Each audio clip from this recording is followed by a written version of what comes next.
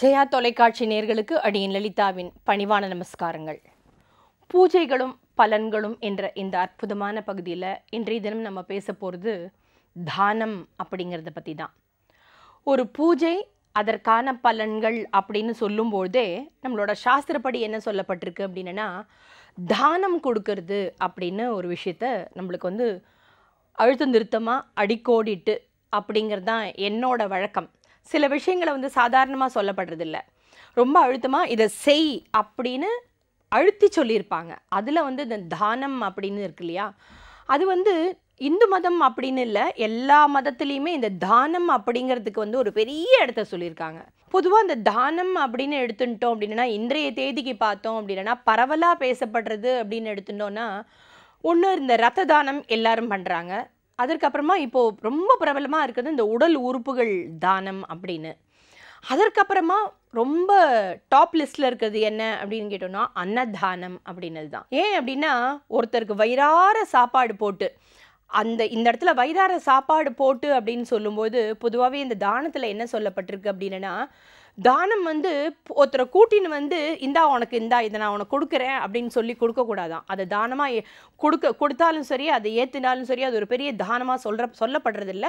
அதை சொல்ல முடியாது அப்படின்னு சொல்கிறது சாஸ்திரம். ஏன் அப்படின்னு கேட்டோன்னா, யாருக்கு தானம் தேவைப்படுகிறதோ, யாருக்கு வந்து நம்மளோட உதவிகள் தேவைப்படுகிறதோ அவருக்கு போய் அவர் இருக்கிற இடத்துல கொடுக்கறது தான் ஒரு சிறப்பான தானம் அப்படின்னு.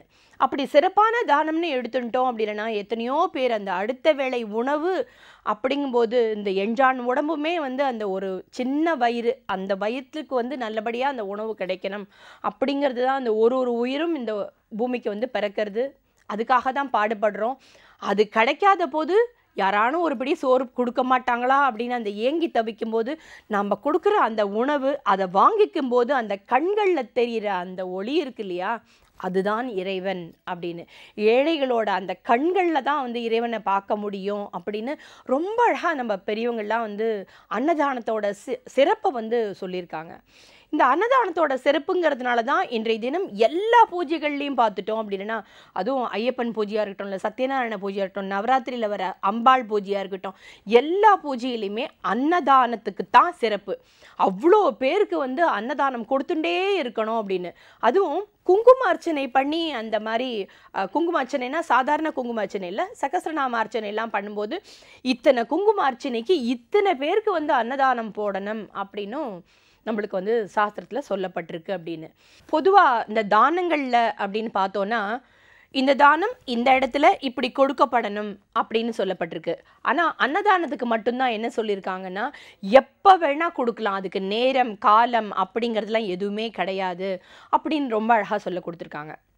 இந்த அன்னதானத்தை சொல்லும்போது ஏன் அன்னதானம் இவ்வளவு சிறப்பானது அப்படின்னு சொல்லும்போது, நம்ம கொஞ்சம் இந்த மகாபாரத காலத்துக்கு கொஞ்சம் போயிட்டு வரலாம் அப்படின்னு. கர்ணன் வந்து ஒரு பெரிய கொடையாளின்னு தெரியும். கர்ணன் வந்து கொடுக்காத பொருளே இல்லை அப்படிங்கிறதும் எல்லாருக்கும் தெரியும்.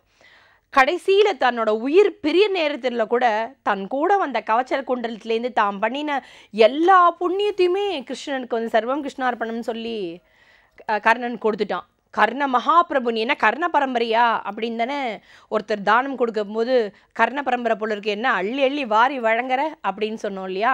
அப்போ ஏற்பட்ட கர்ணனுக்கு ஒரு விஷயம் ஏற்பட்டது. என்னன்னா, எல்லாத்தையும் கொடுத்தாச்சு, தன்னோட அதாவது இது வரைக்கும் தான் செய்த புண்ணியத்தை கூட கொடுத்துட்டு கர்ணனோட உயிர் பிரியறது. கண்ணன் வந்து சொர்க்கலோகத்துக்கு அனுப்பி வைக்கிறார் கர்ணனை. அங்கே போனதுக்கு அப்புறமா அவரோட புண்ணியத்துக்கு ஏற்ப, ஏன்னா கர்ணன் பண்ணினது எல்லாமே நன்மைகள் அப்படிங்கிறதுனால அத்தனை தானம் கொஞ்சம் நஞ்சமாக தானம் பண்ணியிருக்கார். அதனால் அவருக்கு ராஜபோக அப்படியே ஒரு உபசரிப்பு தான் அந்த சொர்க்கலோகத்தில் அப்படின்னு.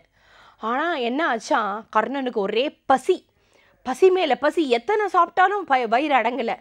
உடனே அந்த சொர்க்கத்தோட தலைவர்கிட்ட, நான் இவ்வளோ வந்து தானம்லாம் பண்ணியிருக்கேன், எல்லாம் பண்ணியிருக்கேன், ஆனால் இங்கே எனக்கு என்ன தண்டனைன்னு தெரியலையே, பசி என்னால் துடிக்கிறேனே, நான் இப்படி என்னால் பசி தாங்க முடியல அப்படின்னு கர்ணன் வந்து கஷ்டப்பட்டு கேட்குறார். இதுக்கு என்ன காரணம், நான் என்ன பண்ணலை, ஏன் எனக்கு இப்படி ஒரு தண்டனை அப்படின்னு கேட்டபோது அந்த சொர்க்கத்தலைவன் சொன்னாராம், கர்ணா, உன்னை போல் தானம் பண்ணுறதுக்கு யாருமே இந்த உலகத்தில் இல்லை அப்படிங்கிறதான் சர்வ நிச்சயம். நீ எல்லா தானமும் பண்ணியிருக்க, ஆனால் அன்னதானம் பண்ணியிருக்கியா, கொஞ்சம் சிந்திச்சு பாரு அப்படின்னு கேட்டாராம். அப்படின்னு கேட்டோன்னே ஒரு நிமிஷம் கர்ணனுக்கு வந்து திகைச்சு போயிட்டாராம். ஆமாம், நான் அன்னதானமே பண்ணின மாதிரி எனக்கு தெரியலையே அப்படின்னோடனே, ஆமாம் நீ அன்னதானமே பண்ணலை, அதோட விளைவு அப்படின்னா இதுக்கு வேறு வழியே கிடையாதா, நான் இப்படியே பசியில் சாக வேண்டியதானான்னு. இல்லை இல்லை, அதுக்கும் ஒரு வழி இருக்குது அப்படின்னாராம். என்ன அப்படின்னா, உன்னோட ஆள்காட்டி விரல் இருக்கு பாரு, அதை எடுத்து வாயில் வச்சுக்கோ அப்படின்னு சொன்னாராம். உடனே என்ன சொல்கிறீங்க, இந்த ஆள்காட்டி விரலால் நான் வாயில் வச்சு சப்பின்னா என்னோட பசி போயிடுமான்னு. வச்சு தான் பாரேன் அப்படின்னோடனே அந்த தன்னோட ஆள்காட்டி விரலை எடுத்து வாயில் கர்ணன் வச்சுனோடனே சப்பினோடனே பசி பறந்து போயிட்டான். இது என்ன, எப்படி, இது என்ன மந்திரம் இல்லை மாயம் இல்லை அப்படின்னு சொல்கிற மாதிரியா, என்ன ஆச்சு, இந்த ஆள்காட்டி விரலை நீங்கள் சொன்னீங்க, நானும் வச்சுட்டேன், உடனே என் பசி தீர்ந்து போச்சேன்னு. அதில் தானே விஷயமே இருக்குது அப்படின்னாராம். நீ வந்து உன்னோட பூலோகத்தில் என்ன எடுத்து அப்படின்னா, ஒரு தடவை வந்து ஒரு வறியவர் வந்து உன்கிட்ட வந்து அன்னச்சத்திரம் எங்கேயானு இருக்கான்னு கேட்டார். நீ என்ன பண்ணினா, உன்னோட ஆள்காட்டி விரலால் இந்த பக்கம் போங்க, இங்கே தான் இருக்குது அந்த அன்னச்சத்திரம்னு இந்த ஆள்காட்டி விரலால் நீ அந்த இடத்துக்கு போகிறதுக்கு வழியை காமிச்ச. அதனால இந்த ஆள்காட்டி விரலுக்கு இப்போ அத்தனை சக்தி வந்துடுது. உன்னோட சரீரம் வந்து எந்த விஷயத்தையும் நீ உன் சரீரத்தாலேயோ கைகள்லையாலோ எதுனாலையும் நீ அன்னதானமே பண்ணலை. ஆனால் எது பண்ணியிருக்கு, உன்னோட ஆள்காட்டி விரல் வந்து பண்ணியிருக்கு.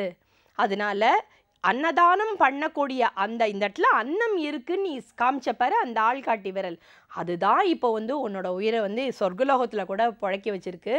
அதனால அன்னதானம் வந்து எவ்வளோ வசதியானதுன்னு புரிஞ்சுக்கோ கர்ணா. தானத்திலேயே சிறந்தது வந்து அன்னதானம் தான் அப்படின்னு. இந்த அன்னதானத்துக்கு ஏதோ கர்ணன் கதையை சொல்லி இது பண்ணிட்டீங்களே அப்படின்னு நீங்கள் நினைக்கலாம். இல்லை, வரலாற்று குறிப்புகள் அப்படின்னு பார்த்தோன்னா எக்கச்சக்கமாக இந்த அன்னதானத்துக்கு வந்து கதைகள் மூலமாக, அதாவது இந்த கதைகளை கதைகளாக இல்லை, வரலாற்று சம்பவங்களாக நம்மளுக்கு வாழ்க்கை பாடத்துக்கு உணர்த்துற அளவுக்கு இந்த அன்னதானம் வந்து அவ்வளவு ஒரு சிறப்பு வாய்ந்ததுன்னு சொல்லணும். வாழையடி வாழையாக நம்மளோட குலங்கள் தழைக்கணும் அப்படின்னா கண்டிப்பாக நம்ம வாழ்க்கையில் ஒவ்வொருத்தரும் அன்னதானம் செய்ய வேண்டும். அன்னதாதா வசுப்ரத அப்படின்னு சொல்கிறான். अन्नपूर्णे सदापूर्णे शंकर प्राणवल्लभे ज्ञानवैराग्य सिद्ध्यर्थं भिक्षां देहि च पार्वती माता च पार्वती देवी पिता देवो महेश्वरः बान्धवा शिवभक्ताश्च स्वदेशो भुवनत्रयं कायेन वाचा मनसेन्द्रियैर्वा बुद्ध्यात्मना वा प्रकृतेः स्वभावात् करोमि यत् सकलं परस्मै नारायणाय इति समर्पयामि. सर्वं ललितार्पणम्.